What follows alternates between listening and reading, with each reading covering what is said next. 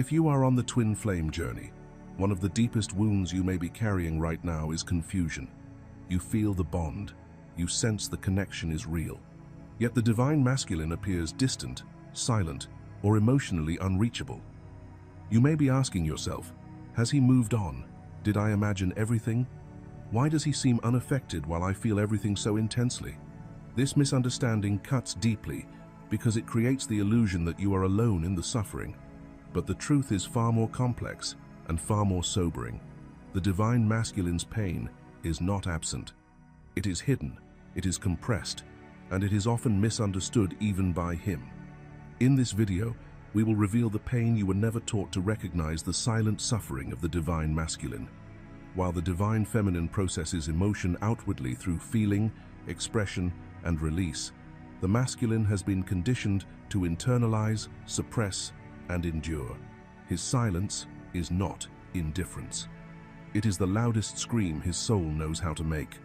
We will help you understand why what looks like detachment is often protection, why avoidance is frequently overwhelm, and why his absence is not abandonment, but deep internal processing.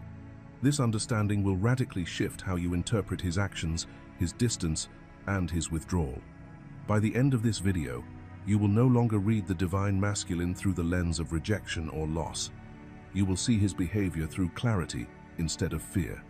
This perspective does not ask you to wait, chase, or sacrifice yourself, but it frees you from false narratives that create unnecessary pain. When you understand the hidden suffering behind his silence, you reclaim your emotional sovereignty. You stop personalizing what was never about you. And in that clarity, something profound happens. Compassion replaces confusion, discernment replaces longing, and inner peace replaces emotional turmoil. This video is not here to soften the truth. It is here to illuminate it, and once you see it, you will never experience this journey the same way again. Section 1. Two nervous systems, two paths of awakening. When the divine feminine experiences pain, it is rarely hidden. Her body knows how to release. Emotion moves through her like a tide, visible, expressive, and alive. She cries when her heart is overwhelmed. She journals to translate emotion into meaning. She seeks guidance, reaches outward, speaks her truth, and allows feeling to rise, crest, and pass through her system. This is not weakness. This is her sacred gift. Her nervous system is designed for emotional circulation. Pain does not stagnate inside her for long. It moves, transforms, and teaches. The divine masculine, however, was shaped by an entirely different survival blueprint. From early childhood, he learned that safety was conditional. Love was tied to performance. Approval came through strength, productivity, stability, and control. Emotion was not welcomed as information, it was framed as a liability. To feel deeply was to risk losing ground, status, or respect. So instead of learning how to process emotion, he learned how to contain it. Where the feminine releases, the masculine compresses. Where she expresses, he stabilizes. His nervous system became trained to override sensation rather than explore it. Emotion was something to manage, suppress, or compartmentalize, so life could continue functioning. This conditioning did not make him unfeeling. It made him highly regulated on the surface and profoundly overwhelmed beneath it. So when the twin flame connection activates something ancient inside him, something beyond logic, control, or linear explanation, his instinct is not surrender, it is containment. His system perceives the intensity not as love, but as threat. Not because the connection is dangerous, but because it bypasses every strategy he once used to stay safe. This is why the divine masculine often goes silent instead of speaking, withdraws instead of reaching, becomes hyper-rational instead of emotionally available. His nervous system is attempting to hold together an internal surge it was never taught how to release. What looks like avoidance is often overwhelm. What looks like indifference is frequently internal collapse held behind a controlled exterior. Understanding this changes everything. The feminine is not too emotional, and the masculine is not emotionally unavailable by nature. They are responding from two nervous systems shaped by two entirely different survival demands. Awakening does not erase this conditioning overnight, it brings it to the surface, where it can finally be seen, felt, and integrated. And this is where the real work begins. Section 2. When love feels like an earthquake. For the divine feminine, twin flame recognition often carries the sensation of homecoming. There is familiarity beneath the intensity, a deep inner knowing that says, I have been here before. Even when it hurts, the experience feels meaningful. Pain has context, emotion has direction. She may feel overwhelmed, but she can still sense purpose moving through the connection. For the divine masculine, however, recognition does not feel like home. It feels like an earthquake. The moment the connection activates, everything he unconsciously built his identity upon begins to shake. The structures that once gave him stability, career, routine, productivity, status, no longer hold the same weight. His work may suddenly feel empty, as if it no longer answers the deeper questions rising inside him. The routines that once kept him grounded now feel mechanical and hollow. Relationships he relied on for normalcy feel insufficient, unable to meet what has been awakened within him. Even the version of himself he presented confidently to the world no longer fits. The image cracks, the role collapses, and beneath it, there is no clear replacement, only sensation, confusion, and a growing sense of internal displacement. Without spiritual language to frame this experience, he does not recognize it as awakening. He experiences it as chaos. His nervous system does not interpret love as expansion, it interprets it as loss of control. Something is happening inside him that he cannot organize, fix, or rationalize, and that alone feels threatening. This is why the masculine often responds so differently than the feminine during this phase. While you search for answers, he searches for stability. While you explore meaning, symbolism, and spiritual truth, he tries to regain footing in the external world. While you lean into the questions, he looks for something, anything, that will stop the internal shaking. It is not that he feels less, it is that he feels too much all at once, without a framework to hold it. Love, in this phase, dismantles him before it can rebuild him.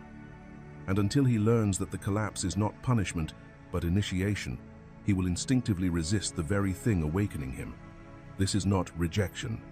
This is disorientation. This is an old system meeting a frequency it was never designed to contain. Before we move into the next stage of this journey, pause for a moment and feel what has been revealed here. When love feels like an earthquake, it is not here to destroy, it is here to expose what was built on survival rather than truth. This shaking is not failure, it is initiation. And whether you recognize yourself in the feminine's knowing or the masculine's destabilization, awareness is the turning point where confusion begins to soften into understanding. If this resonated with you, take a second to like this video. Leave a comment sharing what this phase has revealed for you, or simply type, "I understand the shaking now." Then stay with us as we move into the next section, where we explore what happens after the ground breaks and what begins to rise in its place. Section 3. Awakening as breakdown. The divine masculine's awakening rarely arrives in the way spirituality is often portrayed. It does not descend as instant peace, radiant clarity, or blissful understanding. More often, it arrives as disruption, as confusion, as an unshakable restlessness that seems to come from nowhere and yet refuses to leave. He feels dissatisfied, but cannot explain why. His life may appear stable on the surface, yet internally something feels misaligned.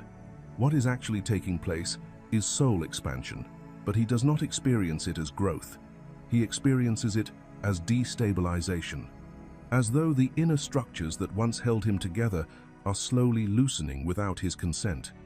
The problem is not the awakening itself. The problem is conditioning. Society has taught him that confusion means weakness, that uncertainty signals failure, and that not knowing is something to be hidden or conquered. So instead of opening to the process, he isolates. He tries to handle it alone. He turns inward with strategy rather than presence, attempting to think his way through something that was never meant to be solved by logic. This is where resistance forms. He analyzes emotions that need to be felt. He intellectualizes pain that requires surrender. He tightens control over an experience that is asking him to soften. And the more he resists, the more intense the discomfort becomes, not because something is going wrong, but because the old identity is being outgrown. Awakening for the divine masculine often feels like losing his footing before discovering new ground. It feels like standing between who he was trained to be and who he is becoming, without a map, without language, and without permission. This breakdown is not punishment, it is initiation, and the pain intensifies only when he believes he must fight what is actually trying to free him. Section 4. The invisible breakdown. The divine masculine's suffering is rarely obvious to the outside world. From a distance, he appears functional, steady, composed, reliable. He goes to work. He fulfills his responsibilities. He shows up socially when expected. He maintains the appearance of stability so convincingly that even those closest to him may never suspect what is happening beneath the surface. But inwardly, he is unraveling.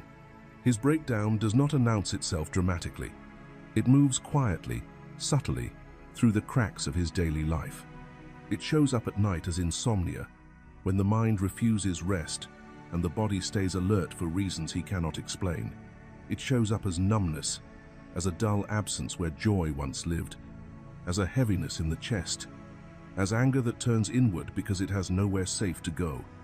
There is often a longing he cannot name, an ache without language, a sense of missing something essential, even though nothing tangible appears to be gone. And yet, something is missing. Someone is missing. He grieves a person who is still alive. He mourns a connection that never had a label, never fit into conventional definitions, and therefore feels impossible to justify. There was no formal ending, no clear loss, no socially recognized reason for the depth of his pain. And because he cannot explain it, he questions himself. He minimizes it. He carries it alone. This is the invisible breakdown, the kind that does not disrupt schedules or collapse routines, but slowly erodes the inner world. He keeps moving because stopping would require feeling. He keeps silent because words fail him. And so, rather than risk being misunderstood or worse, dismissed, he chooses quiet endurance. So he says nothing. Section 5. Emotional overwhelm and paralysis. The divine masculine does not lack emotional depth. On the contrary, he feels intensely. What he experiences is not emotional absence, but emotional excess. When love enters his life, it does not simply add meaning. It rewrites his identity. It rearranges priorities, dissolves former ambitions, and challenges the version of himself he worked hard to become. Longing does not motivate him in familiar ways. It dismantles the structures that once drove him forward. Goals that once felt urgent lose their gravity. Achievement loses its flavor. And when loss arrives, whether through separation, distance, or emotional disconnection, it does more than cause sadness. It shifts his entire perception of reality, leaving him disoriented in a world that no longer feels stable or predictable. The challenge is not the feeling itself. The challenge is the absence of tools. Without emotional language, without modeling, without permission to process what moves through him, the nervous system enters overload. This is emotional overwhelm paralysis, not avoidance, not indifference, paralysis, where the feminine releases through expression, through words, tears, movement, or sharing, the masculine withdraws. He turns inward. Silence becomes a refuge. Stillness becomes a defense.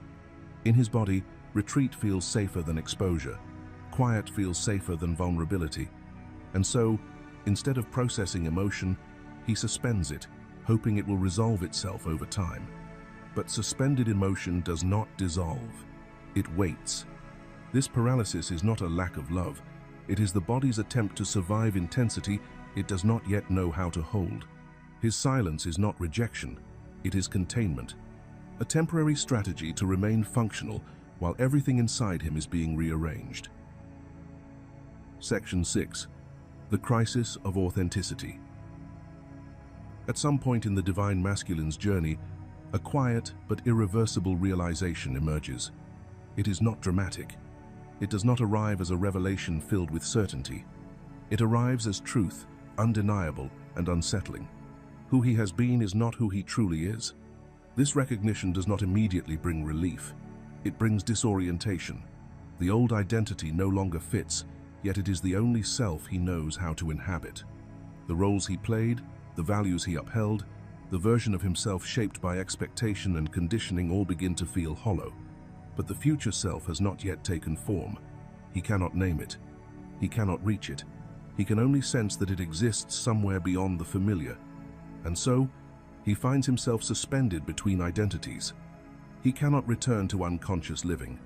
The illusions have collapsed. The old distractions no longer soothe. Pretending feels heavier than truth.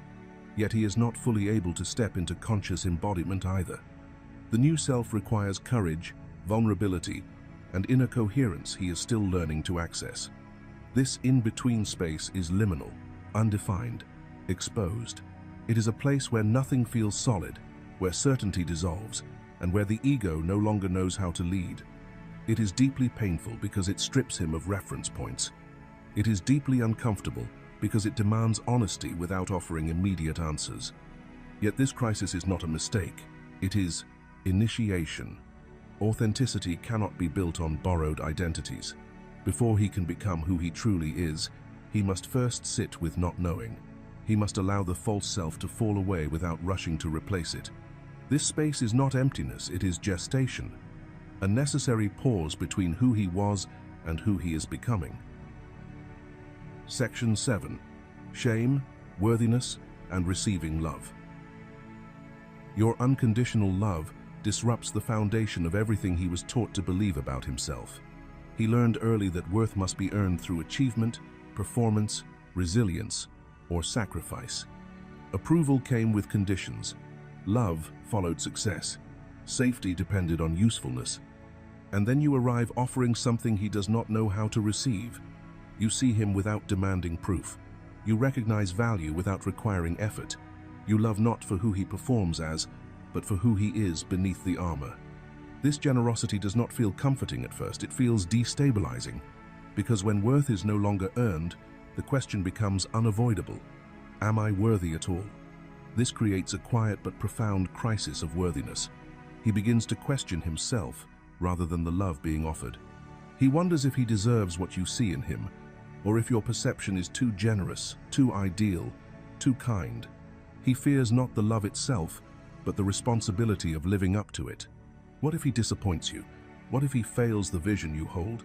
What if he confirms the very inadequacy he has carried in silence for so long? Here, shame begins to surface. Shame is not simply guilt or self-doubt. It is the belief that something is fundamentally wrong with him.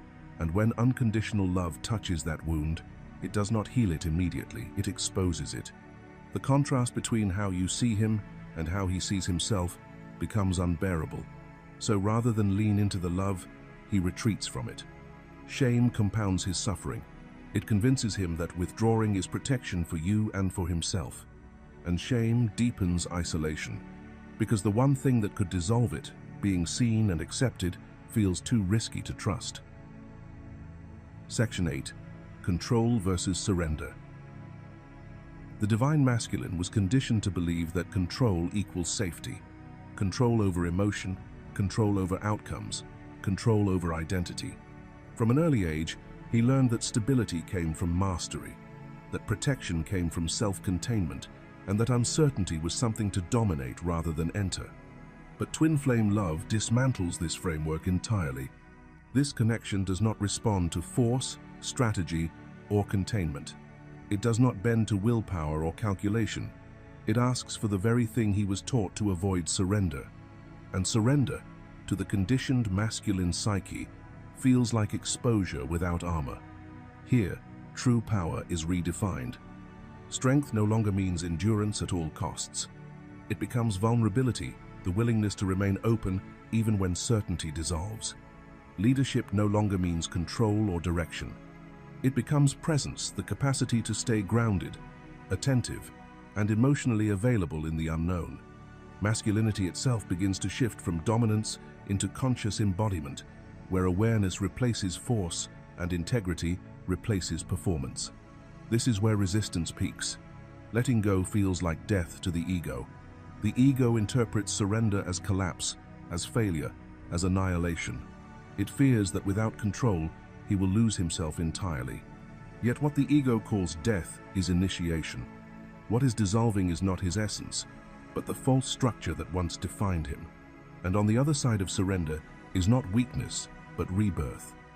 A self that is no longer defended, no longer divided, no longer driven by fear of loss.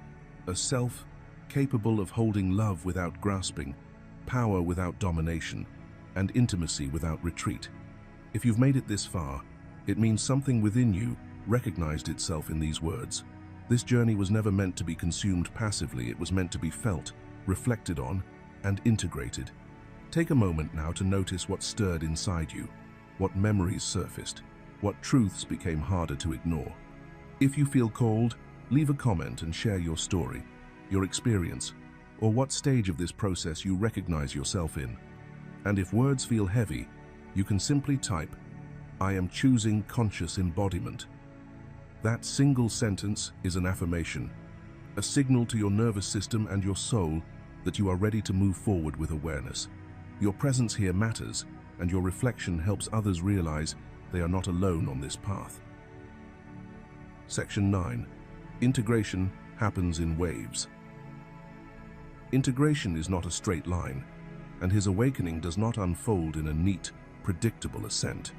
It arrives in waves, powerful surges of clarity, followed by periods of contraction that can feel confusing, even discouraging. One moment, he sees everything with piercing honesty. The truth lands fully in his body, his heart opens, and he understands what this connection is asking of him. Then, just as suddenly, fear rises. Doubt creeps back in. Old emotional defenses resurface, not because the awakening failed, but because deeper layers are now coming up to be integrated. These oscillations are not mistakes. They are the natural rhythm of transformation. Each wave brings a revelation, and each regression exposes what still needs to be felt, healed, and released. For someone who has spent a lifetime mastering himself through discipline, control, and mental strength, this process is especially exhausting. He is used to progress being measurable, logical, and earned through effort. Awakening, however, does not respond to force. It requires surrender, patience, and the willingness to sit inside uncertainty without trying to dominate it. What makes this phase so challenging is that the old tools no longer work. Strategy cannot override emotion. Willpower cannot suppress the heart. The back and forth becomes a confrontation with vulnerability itself. Yet with every wave, something integrates. Even when it feels like he is moving backward, he is not. He is learning how to remain present without armor, how to stay open without retreating into old identities, and how to allow truth to reshape him from the inside out. Integration happens slowly, invisibly, and in layers, until one day, the waves no longer knock him down. They carry him forward. Section 10. Why he runs. He does not run because he lacks love. He runs because love demands transformation. Loving you is not a feeling he can manage from a distance. It is an initiation. It requires becoming someone he has never been allowed to be, even with himself. Love does not ask him to perform or achieve. It asks him to arrive. And that is far more confronting than walking away. To love you means becoming authentic, no longer hiding behind roles, titles, or self-control. It means becoming vulnerable, allowing emotions he once buried to rise to the surface without a plan to contain them. It means becoming emotionally present, staying when things feel raw, instead of retreating into logic, silence, or distraction. These are not small adjustments, they are identity-level shifts. Your love is not passive, it sees. It penetrates every mask he perfected to survive. Around you, the strategies that once kept him safe dissolve. He feels exposed, not because you are demanding, but because you are true. And truth removes the option to pretend. Being seen so completely activates a primal fear not of rejection, but of revelation. If he stays, he cannot go back to who he was. Running becomes the illusion of safety. Distance feels easier than embodiment. Control feels easier than surrender. Yet even as he runs, something inside him knows the truth. He is not escaping love. He is postponing his own becoming. Every step away is haunted by the awareness that what he fears is not loss, but transformation. What looks like distance is not disinterest. What feels like waiting is not abandonment. And what sounds like silence is not the end of the story. The divine masculine's suffering is not rejection, it is transformation, moving through the deepest layers of his being. His silence is not absence, it is integration, the quiet reordering of identity, values, and truth. His pain is not punishment, it is initiation, the sacred passage that reshapes a boy's defenses into a man's presence. Rebirth is rarely loud. It does not announce itself. It happens in the unseen places where ego dissolves, where old patterns collapse, where love is stripped of fear and rebuilt as truth. When he emerges, he does not come back the same. He comes back with depth, with consciousness, with the capacity to love from wholeness rather than survival. His suffering forges a man who can meet you without projection, without control, without running. A man who can stand in presence. A man who knows himself. A man who can hold love without losing himself inside it. The divine masculine suffers more than you are shown, but he also loves more deeply than words can express. And both his suffering and his love are not random, they are precise. They are preparing him to honor the sacred purpose of your connection, the divine intelligence behind your union, and the infinite potential of two souls who chose to remember themselves through love rather than fear. If this message resonated with you, leave a comment below and write this exact affirmation so the energy is anchored clearly. I honor the silence as sacred, and I trust the transformation unfolding. Remember to like this video, share it with someone who needs this reminder, and watch the next video below as we continue unfolding the deeper truth of this connection and what it is preparing you for. Nothing here is wasted. Not the waiting, not the silence, not the pain. It is all part of remembering who you are together and within yourselves.